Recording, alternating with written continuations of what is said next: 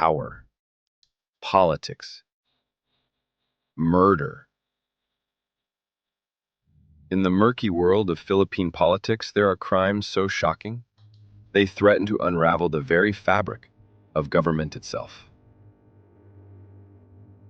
Today, on Pinoy Cold Files, we dig deep into one of the most controversial cases in Philippine history, the Dacer and Corbito double murder. 2 lives lost, a country shaken, and a cover-up that goes all the way to the top. What really happened to Salvador "Bubby" Dacer and Emmanuel Corbito? Salvador "Bubby" Dacer was no ordinary man. A respected publicist and PR strategist for powerful political figures, including Presidents Fidel Ramos and Joseph Estrada. Dacer held immense influence behind the scenes. On the morning of November 24th, 2000, Dacer left the Manila Hotel with his longtime driver, Emmanuel Corbito, never knowing it would be his last journey. They were headed to Dacer's office in Makati, but they never arrived. Somewhere along the South Superhighway, a group of men stopped Dacer's vehicle. Posing as police officers, they forcibly took Dacer and Corbito. Their car was later found abandoned, but the 2 men had vanished without a trace. The news exploded. How could a man so close to the halls of power just disappear?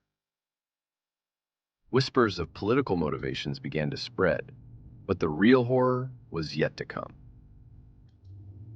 December 2000, in a remote part of Indang, Cavite, skeletal remains were found in a creek, burned, unrecognizable.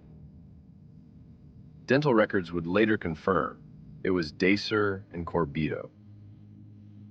Investigators found burnt bones, wire, and gasoline cans, proof of a brutal execution.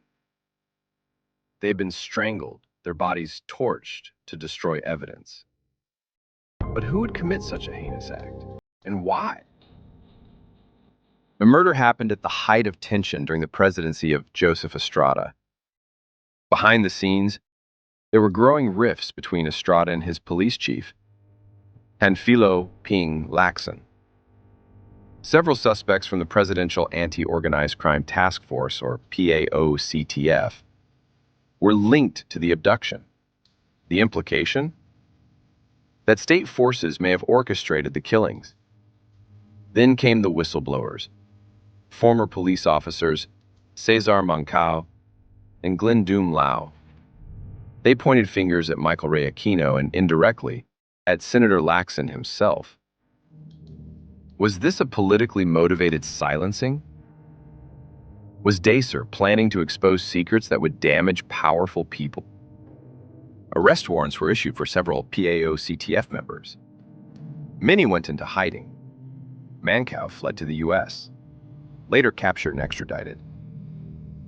Doom Lau would eventually testify. But Ping Lacson? He left the country in 2010 after charges were filed, only to return in 2011 when the Court of Appeals dismissed the case against him due to weak evidence.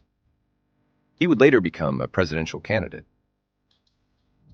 No one has ever been convicted for ordering the crime. Only a few low-level operatives were imprisoned. Until today, many questions remain unanswered. Who truly ordered the hit?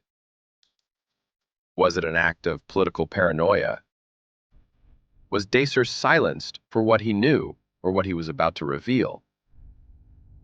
His family continues to seek justice while the key suspects walk free. The case is a chilling reminder of the dangers of power without accountability. The Dacer-Corbito case marked a turning point in Philippine politics. It exposed the dark intersection of state violence and political intrigue. It warned of the dangers of unchecked power. And for many, it signaled the beginning of the end for President Estrada, who would soon be ousted through EDSA 2. More than 2 decades later, The shadows of this crime still linger. The case may be cold, but the memory of Salvador Dacer and Emmanuel Corbito continues to burn in the public conscience. Was it justice denied or justice delayed? If you found this video insightful, please like, share, and subscribe for more deep dives into the Philippines' most chilling unsolved crimes. This has been Pinoy Cold Files, and I'll see you in the next one.